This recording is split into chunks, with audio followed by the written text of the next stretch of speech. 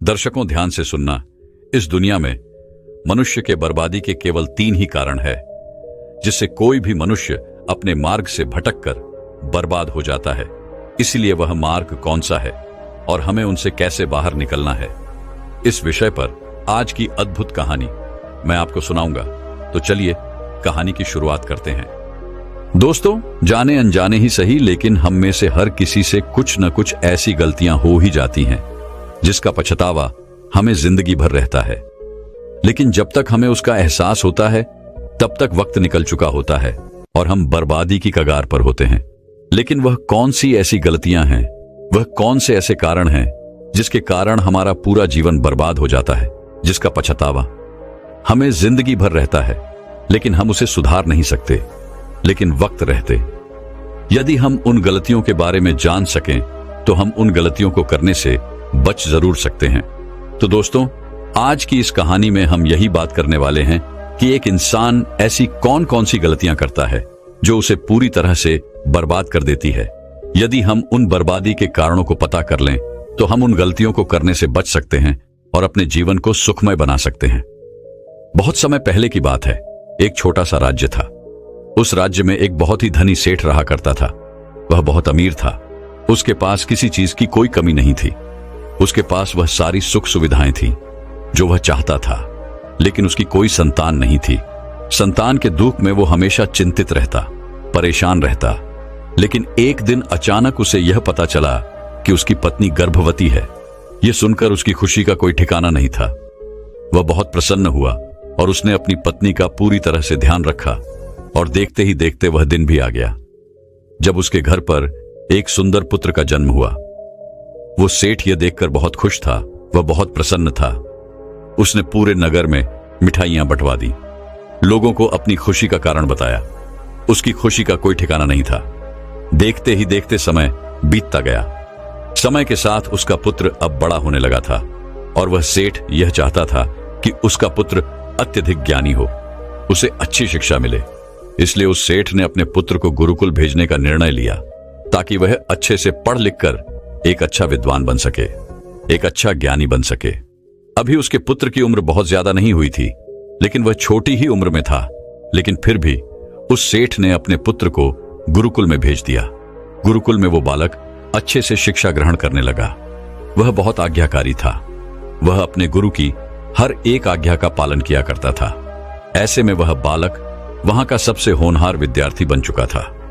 गुरुकुल में उस बालक ने सभी वेदों का ज्ञान अर्जित कर लिया था और देखते ही देखते वह गुरुकुल का सबसे बड़ा विद्वान बन चुका था। गुरु भी उस बालक से बहुत प्रसन्न थे। उन्होंने आज तक ऐसा कोई बालक नहीं देखा था जो उनके सिखाए ज्ञान को इतनी बखूबी तरह से सीख पाया हो। अभी भी उस सेठ के पुत्र की उम्र बहुत ज्यादा नहीं हुई थी, लेकिन फिर भी उसने एक छोटी सी उम्र में वह सारा ज्ञान अर्जित कर लिया था। लेकिन वह कहते हैं ना कि समय कब बदल जाता है यह किसी को नहीं पता होता। ऐसा ही एक दिन उस सेठ के पुत्र के जीवन में भी हुआ। एक दिन एक प्राकृतिक आपदा के कारण उसके माता पिता की मृत्यु हो गई और जब उसे इसके बारे में पता चला तो वह पूरी तरह से टूट गया। वे अब बिखर गया। वह रोने लगा। अभी तक उसकी शिक्षा भी पूर्ण नहीं हुई थी और जब उसे यह पता चला कि उसके माता पिता नहीं रहे तो वह अपने आप को संभाल नहीं पाया। वह यह समझ चुका था कि उसका सब कुछ बर्बाद हो चुका है। अब उसके लिए इस जीवन में कुछ नहीं बचा। उन गुरु ने जैसे तैसे अपने उस शिष्य को शांत कराया। उसके बाद वे शिष्य यह समझ चुका था कि इस जीवन में उसके लिए कुछ नहीं बचा, जिस कारण उसका मन सांसारिक जीवन से उठ चुका था। उसके बाद उस बालक ने निश्चय किया कि वह गुरुकुल की शिक्षा पूर्ण करने के बाद अपना संपूर्ण जीवन लोगों की भलाई में लगाएगा, लोगों का अच्छा करेगा। देखते ही देखते उस बालक की शिक्षा पूर्ण हो गई और उसने यह तय किया कि अब से वह एक सन्यासी बनकर रहेगा और लोगों की सेवा करेगा। इसलिए वह सांसारिक जीवन त्याग कर दूर पहाड़ियों में हिमालय के वहां चला गया, जहां पर जाकर उसने लंबे समय तक तपस्या की, तप किए। उसने सत्य की प्राप्ति की और सत्य की प्राप्ति के बाद वह सन्यासी लोगों को सही दिशा और सही मार्ग बताने लगा। वह लोगों को सही शिक्षा देने लगा। देखते ही देखते उस सन्यासी की चर्चा पूरे नगर भर में फैल गई। लोग दूर दूर से उसके पास आने लगे शिक्षा ग्रहण करने के लिए और तो और जिन्हें कोई समस्या होती वे भी उस सन्यासी के पास आते ताकि वह उनका समाधान उनसे ले सके। और वह सन्यासी भी बहुत ज्ञानी था। वह लोगों की परेशानियों को पल में ही सुलझा देता था, जिस कारण उसकी ख्याति दूर दूर तक फैल चुकी थी और देखते ही देखते उसके ख्याति नगर के राजा तक भी पहुंच गई। उस नगर का राजा बहुत क्रूर था, लेकिन जब उस राजा को उस सन्यासी के बारे में पता चला तो उसने सोचा क्यों ना उससे मिला जाए। उसने निश्चय किया कि वो अगली सुबह ही उस सन्यासी से मिलने जाएगा। अगली सुबह वह राजा महल से निकला उस सन्यासी से मिलने के लिए और केवल कुछ समय में ही और सन्यासी की कुटिया के सामने जा पहुंचा। वहां पहुंचकर जब राजा ने उन सन्यासी को देखा तो वह उन्हें देखता ही रह गया, क्योंकि उस सन्यासी के मुख पर एक असीम शांति थी और एक अजीब सा तेज था। राजा जब वह सन्यासी के पास पहुंचा तो उसने एक असीम शांति का अनुभव किया। वह उनके पास पहुंच गए, उन्हें झुककर प्रणाम करता है और उनके पास जाकर बैठ जाता है और देखते ही देखते वह सन्यासी और वह राजा एक दूसरे से बात करने लगते हैं। जो राजा इतना क्रूर था उसका मन उस सन्यासी ने मोह लिया था। वह राजा उन सन्यासी की बातों से अत्यधिक प्रभावित हो चुका था। उस राजा ने यह तय किया कि आज से वह भी उन सन्यासी की राहों पर ही चलेगा। लेकिन उस राजा के मन में एक और बात चल रही थी। वह यह सोच रहा था कि जब इस सन्यासी ने एक छोटी सी मुलाकात से मेरे अंदर की उस क्रूर राजा को खत्म कर दिया, मेरे अंदर के सत्य को जगह दिया, मेरे भीतर करुणा जगा दी, और एक छोटी सी मुलाकात से जब मेरे ऊपर यह असर पड़ सकता है तो यदि वह हमेशा जब मेरे साथ रहेंगे तब तो मेरा जीवन ही धन्य हो जाएगा, मेरा पूरा जीवन ही बदल जाएगा। यही सोचकर राजा उन सन्यासी से कहता है महाराज, आप यहाँ वन में क्या कर रहे हैं? यहाँ आपको तरह तरह की यातनाएं सहनी पड़ती होंगी, समय समय पर आपको भोजन तक प्राप्त नहीं होता होगा। आप मेरे साथ चले, मेरे राजमहल में वहां पर आपके लिए सभी प्रकार की सुख सुविधाएं उपलब्ध हैं। वहां पर आपको किसी चीज की कोई कमी महसूस नहीं होगी। राजा के इस आग्रह पर वह सन्यासी उनके साथ चलने को तैयार हो गया। वह दोनों महल की ओर चल पड़े। महल पहुंचने के बाद राजा ने उस सन्यासी का आदर सत्कार किया। उसके बाद राजा ने उन सन्यासी के लिए एक अलग कमरा दिया, जिसमें राजा ने उन सन्यासी को आदरपूर्ण भोजन करवाया। भोजन करने के बाद वो सन्यासी राजा से वापस अपने आश्रम जाने के लिए उनसे अनुमति मांगते हैं, लेकिन तभी वह राजा कहता है महाराज, आप वहां जाकर क्या करेंगे? वहां पर आपका छोटा सा आश्रम है, जहां पर आप कई सारी तकलीफों का सामना करते होंगे और आपको ये सारी सुख सुविधाएं भी नहीं मिल पाती होंगी। इससे अच्छा है कि आप हमारे इस राज्य के बगीचे का इस्तेमाल कर सकते हैं। मैं वहां पर आपके रहने का इंतजाम कर देता हूं और यहां पर आपको सभी प्रकार की सुख सुविधाएं भी मिल जाएंगी, और यदि आप हमारे साथ रहेंगे तो हमारा और हमारे इस राज्य का भी बहुत फायदा होगा, हमें बहुत अच्छा लगेगा। वे सन्यासी बहुत दयालु था, उसने राजा की बात स्वीकार कर ली। राजा ने तुरंत ही अपने कर्मचारियों को आदेश दिया कि उन सन्यासी के लिए बगीचे में रहने का इंतजाम किया जाए, उनके लिए खाने पीने की वस्तुएं, उनके पहनने के लिए कपड़े और स्थितियों का प्रबंध किया जाए। राजा के एक आज्ञा पर वहां पर उपस्थित सभी कर्मचारियों ने मिलकर एक कुटिया का निर्माण किया। उसके बाद वह सन्यासी उसी कुटिया में रहने लगे। वह सन्यासी खुशी खुशी उस कुटिया में रहने लगे। देखते ही देखते कई दिन बीत गए। दिन के बाद महीने और उसके बाद कई साल बीत गए, लेकिन अब भी वह सन्यासी उसी कुटिया में रहा करते और वह राजा भी उन सन्यासी का खूब ध्यान रखता, उन्हें कभी किसी प्रकार की असुविधा नहीं होने देता। लेकिन एक दिन अचानक एक बार किसी आवश्यक काम से राजा और रानी को दूसरे राज्य जाना पड़ा, लेकिन जाते जाते उन्होंने उन सन्यासी के लिए एक सेवक का इंतजाम किया था जो उनकी सेवा कर सके, और राज्य रानी निश्चिंत होकर अपने काम के लिए निकल पड़े। उनके जाते ही वह सेवक जिन्हें राजा रानी ने नियुक्त किया था वह अचानक बीमार पड़ गया और वह घर पर चला गया, और उसके बाद उसकी कोई खबर नहीं मिली। वह कभी लौट कर ही नहीं आया। लेकिन कुछ समय के बाद जब राजा रानी वापस महल लौटे तो वह सन्यासी अत्यधिक क्रोधी थे। उस सन्यासी ने राजा को बहुत कुछ खरी खोटी सुनाई और राजा से तीव्र आवाज में कहा, राजन, जब तुम हमारी जिम्मेदारी उठा नहीं सकते, जब तुम अपनी जिम्मेदारियों को पूरा नहीं कर सकते, तो फिर उसे अपने हाथों में क्यों लेते हो? तब राजा बड़ी विनम्रता से उन सन्यासी से क्षमा मांगते हुए कहता है महाराज, मुझसे भूल हो गई, मुझसे गलती हो गई, मुझे क्षमा करें, अब से ऐसी गलती कभी ना होगी। कृपया करके अपना क्रोध शांत कीजिए और मुझे यह बताने का कष्ट करें कि आखिर हुआ क्या है। इस पर वह सन्यासी क्रोधित होकर उस राजा से कहता है, राजन, तुम्हारे जाने के बाद मुझे यहां पर किसी ने भोजन नहीं दिया है और मैं बहुत दिनों तक यूं ही भूखा रहा हूं। और तो और आपके किसी भी सेवक ने मुझसे आकर यह तक नहीं पूछा क्या आप कैसे हो, क्या आपको भूख लगी है या नहीं। यह सुनकर वह राजा बड़ी विनम्रता से उन सन्यासी से माफी मांगते हुए कहता है महाराज, मुझसे गलती हो गई, मैं मानता हूं और मैं अपनी इस गलती के लिए आपसे क्षमा चाहता हूं और मैं आपसे वादा करता हूं कि अब से ऐसी गलती दोबारा नहीं होगी। राजा की यह बात सुनकर वह सन्यासी शांत हो जाता है। लेकिन जब वह राजा और सन्यासी आपस में यह बातें कर रहे थे तब रानी भी वहीं थी। वह चुप करे वह सारी बातें सुन रही थी। वह राजा और सन्यासी को देख रही थी। उसके बाद से राजा ने विशेष तौर पर यह ध्यान दिया कि उन सन्यासी को कभी किसी चीज की कोई तकलीफ ना हो। उसने वह हर मुमकिन कोशिशें की कि उन्हें कभी भी कोई शिकायत का मौका ना मिले और उन सन्यासी की खूब सेवा की, उनका आदर सत्कार किया। लेकिन एक दिन फिर अचानक राजा को किसी कार्य से राज्य से बाहर जाना पड़ा। लेकिन इस बार राजा ने राज्य छोड़ने से पहले ही अपनी पत्नी अर्थात रानी को यह कहा कि जब तक मैं वापस नहीं आता तब तक तुम्हें स्वयं ही उन सन्यासी का ख्याल रखना होगा, उन्हें किसी चीज की कोई कमी ना होने पाए। अब से जब तक मैं नहीं लौटता तब तक तुम्हें ही उनकी देखभाल करनी होगी। यह सुनकर रानी अपने पति अर्थात राजा से कहती है, महाराज, आप निश्चिंत होकर जाइए, मैं उन सन्यासी का पूर्ण रूप से ध्यान रखूंगी, उन्हें किसी चीज की कोई कमी नहीं होगी, मैं उनकी अच्छे से सेवा करूंगी। उसके बाद वो राजा वहां से चला जाता है और रानी उनका खुद ध्यान रखती है।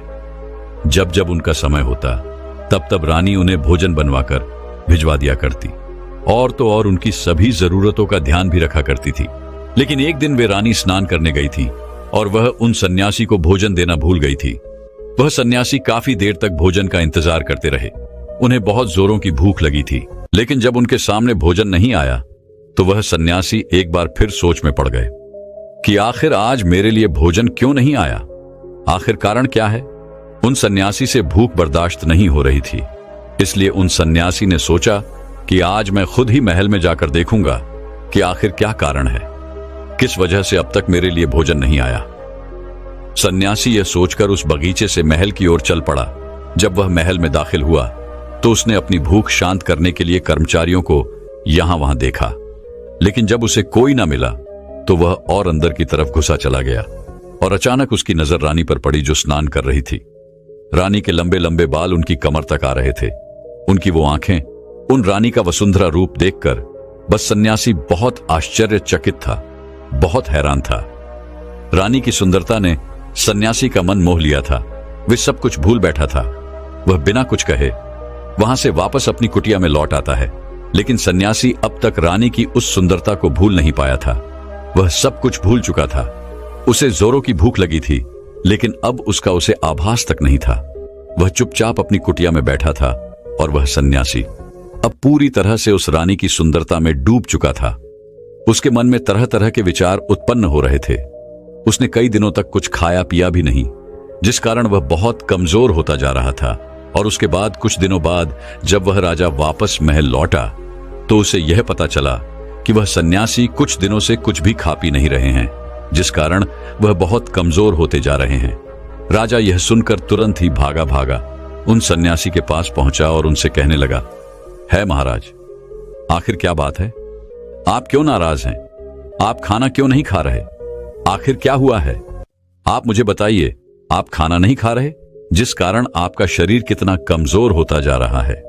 आखिर आपको किस बात की चिंता है, आप किस सोच में डूबे हुए हैं, क्या मुझसे फिर कोई भूल हो गई। इसका जवाब देते हुए सन्यासी राजा से कहता है राजन, इस बार तुमसे कोई भूल नहीं हुई है। यह सुनकर राजा बहुत खुश हुआ, लेकिन अब भी वह यह नहीं जान पाया था कि सन्यासी के मन में क्या चल रहा है। इसलिए वह राजा कहता है, अगर मुझसे कोई भूल नहीं हुई है तो आखिर बात क्या है, आप मुझे क्यों नहीं बताते, आप इतने दिनों से कुछ खा पी क्यों नहीं रहे हैं, आप मुझे बता सकते हैं। मैं आपकी परेशानी का हल जरूर करूंगा। तभी वह सन्यासी राजा से कहता है, यदि मैं अपनी समस्या तुम्हें बता भी दूं तो हो सकता है तुम इसका समाधान ना कर सको इस पर। वह राजा कहता है महाराज, आप एक बार मुझे अपनी समस्या बताकर तो देखिए। मेरे पास इतनी धन दौलत है, इतना वैभव है, प्यार करने वाली प्रजा है और इतना बड़ा राज्य है। मैं आपकी समस्या का समाधान अवश्य कर दूंगा। तभी वह सन्यासी कहता है राजन, तुम्हारे जाने के बाद मुझे जोरों की भूख लगी थी और मैं जब तुम्हारे महल में दाखिल हुआ तो मैंने तुम्हारी रानी को देखा और उसके इस सुंदर रुख को देखकर मैं पूरी तरह से मोहित हो चुका हूं। मेरे मन में केवल उसी के विचार चल रहे हैं और मैं उन्हीं के विचारों में खोया हुआ हूं। और अब तो मेरा मन भी कहीं नहीं लग रहा और अब मुझे ऐसा लगता है कि मानो मैं तुम्हारी रानी के बिना जिंदा ही नहीं रह सकता। राजा यह सुनकर बड़ा आश्चर्यचकित था। वह बहुत हैरान हो चुका था। उसे कुछ समझ नहीं आ रहा था कि आखिर ये सन्यासी होकर ऐसी बातें कैसे कर रहे हैं। लेकिन राजा ने अपने आप को शांत रखा और कुछ देर सोच विचार करने के बाद राजा ने उस सन्यासी से कहा, है महाराज, यदि आप मेरी रानी चाहते हैं तो मैं खुशी खुशी वह आपको देने के लिए तैयार हूं। यह सुनकर वह सन्यासी बहुत प्रसन्न हुआ। उसकी खुशी का कोई ठिकाना नहीं था। इतना कहकर वह राजा उस सन्यासी को लेकर महल की ओर चल पड़े और उन्होंने रानी के सेविकाओं आदेश दिया कि रानी को अच्छे अच्छे वस्त्र पहनाया जाए, उन्हें अच्छी तरह से तैयार किया जाए।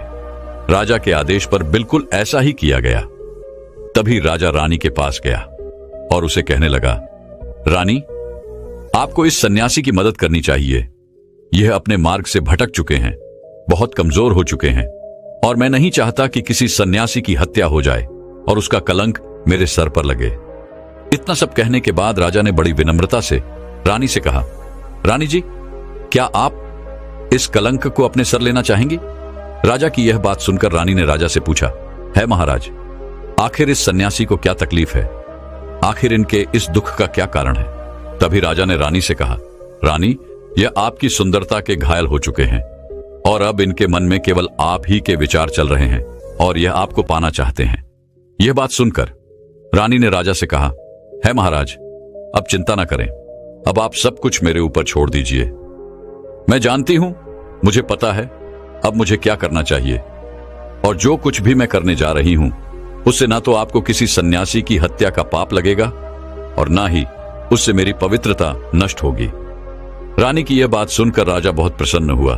उसे अपनी रानी पर गर्व था। उसके बाद राजा ने खुशी खुशी रानी को सन्यासी को सौंप दिया और वह सन्यासी उन रानी को लेकर अपनी कुटिया की ओर चल पड़ा। कुटिया में पहुंचने के बाद रानी सन्यासी से कहती है, सुनिए, मैं इस कुटिया में नहीं रह सकती। मुझे एक अच्छा और बड़ा घर चाहिए जहां मैं रह सकूं। इस झोपड़ी में मैं कभी नहीं रही और ना ही मैं रह सकती हूं। यह सुन वह सन्यासी कौन राजा के पास पहुंचा और राजा से कहने लगा, है राजा, हमें रहने के लिए एक अच्छा घर चाहिए और मैं जानता हूं कि आप इसका प्रबंध अवश्य कर देंगे। सन्यासी की यह बात सुनकर राजा ने तुरंत ही अपने कर्मचारियों को आदेश दिया कि उनके लिए एक अच्छा घर का प्रबंध किया जाए। कर्मचारियों ने राजा की बात मानी और उनके लिए एक अच्छा घर का प्रबंध किया गया।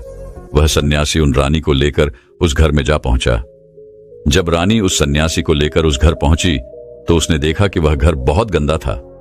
तभी रानी ने कहा, इसकी हालत तो बहुत खराब है, मुझे अच्छा और सुंदर घर चाहिए जो इससे भी बड़ा हो, जो इससे भी सुंदर हो। तभी यह बात सुनकर सन्यासी तुरंत उन राजा के पास पहुंचा और राजा से कहने लगा, है राजन, आपने जो घर हमें दिया है उस घर की हालत बहुत ज्यादा खराब है। वह बहुत गंदा है और छोटा भी है। हमें इससे भी बड़ा घर चाहिए।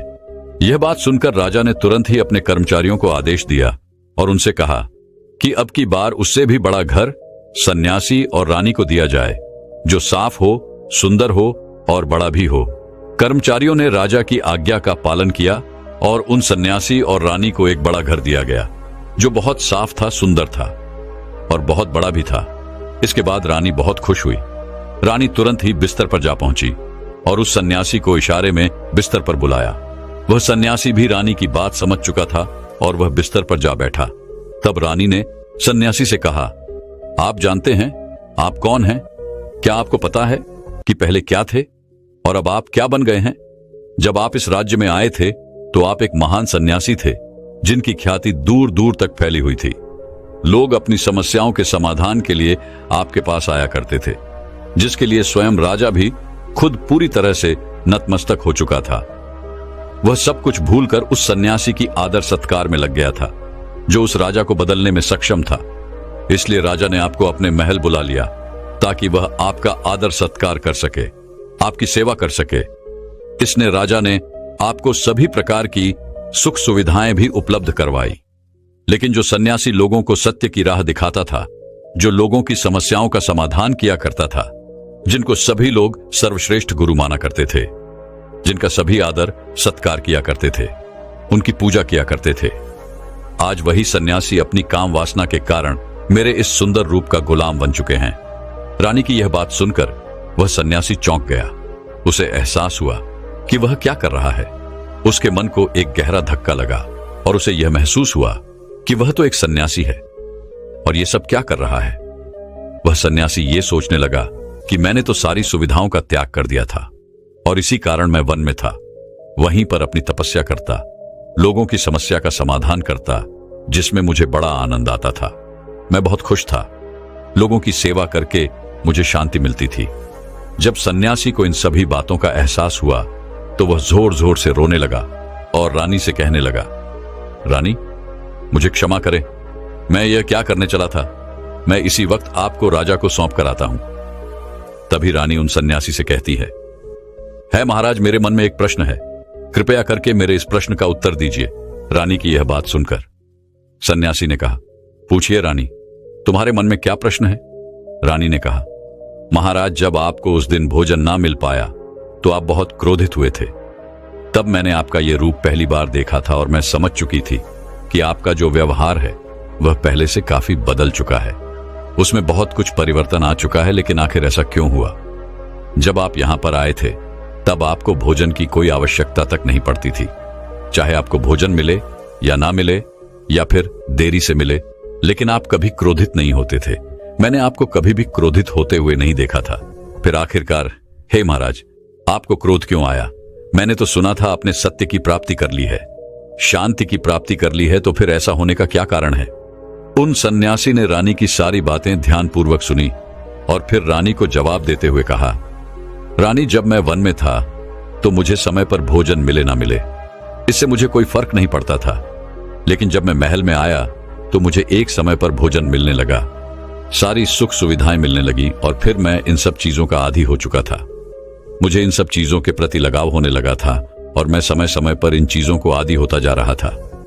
मेरे मन में यह लालच उत्पन्न हो चुका था कि मेरे पास जब यह सब कुछ नहीं रहेगा तो क्या होगा, और जब मुझे समय पर यह सारी चीजें ना मिल पाए तो मेरे भीतर क्रोध उत्पन्न होने लगा, मानो मैंने किसी चीज को खो दिया हो। तभी आगे बस सन्यासी महारानी से कहता है महारानी, अगर इच्छा पूरी ना हो तो हमारे भीतर क्रोध उत्पन्न होता है, और अगर इच्छा पूरी हो जाए तो हमारे मन का लालच और बढ़ता चला जाता है। हम उस चीज को और ज्यादा पाना चाहते हैं, और यही इच्छाओं की पूर्ति ही आज मुझे काम वासना के द्वार पर ले आई है। और मैं एक सन्यासी होकर भी, जिसने इस संसारिक जीवन को त्याग दिया था, वह भी आपके सुंदर रूप का कायल हो गया, आपके प्रति आकर्षित हो गया। रानी सन्यासी की बात सुनकर पूरी तरह से संतुष्ट हो चुकी थी। इसके बाद वह सन्यासी रानी को लेकर महल पहुंचा और उन्हें राजा को सौंप दिया। और फिर वह सन्यासी राजा से कहता है राजन, मुझे क्षमा कीजिएगा, मेरे कारण आपको बहुत तकलीफ उठानी पड़ी, लेकिन अब मुझे अपनी गलती का एहसास हो चुका है। लीजिए, यह आपकी रानी है, मुझे यह सब नहीं चाहिए। मैं अपनी काम वासना के कारण भूल चुका था कि मैं क्या हूं और क्या करने जा रहा हूं। लेकिन रानी ने सही वक्त पर मुझसे यह प्रश्न पूछकर मुझे एहसास दिलाया कि मैं क्या हूं। तभी आगे वह सन्यासी राजा से कहते हैं राजन, मनुष्य की बर्बादी उसके 4 आदतों के कारण होती है। इस दुनिया के हर मनुष्य के अंदर ये 4 अवगुण अवश्य ही होते हैं, लेकिन जो व्यक्ति इन पर नियंत्रण पा लेता है, जो इन्हें अपने काबू में कर लेता है, वह हमेशा के लिए इन दुख और परेशानियों से बच जाता है। वह हमेशा अपना जीवन सुखी सुखी बिताता है। लेकिन अधिकांश व्यक्ति इन्हीं 4 कारणों के आदी होते हैं और इसी कारण वर्ष उनका जीवन पूरी तरह से बर्बाद हो जाता है। उन सन्यासी की यह बात सुनकर राजा उन सन्यासी से कहता है महाराज, मुझे बताइए, वह कौन से ऐसे 4 कारण हैं जो मनुष्य की बर्बादी का कारण बनते हैं? तभी वह सन्यासी राजा से कहता है राजा, मनुष्य को बर्बाद करने वाली पहली आदत है उसकी इच्छा, क्योंकि इच्छाओं के बिना कोई भी व्यक्ति जीवित नहीं रह सकता। और यही उसका पहला अकड़ है, जो अपनी इच्छाओं का अधीन होता है, जो इन पर काबू नहीं कर पाता, वह जीवन में किसी भी जगह सफल नहीं हो पाता।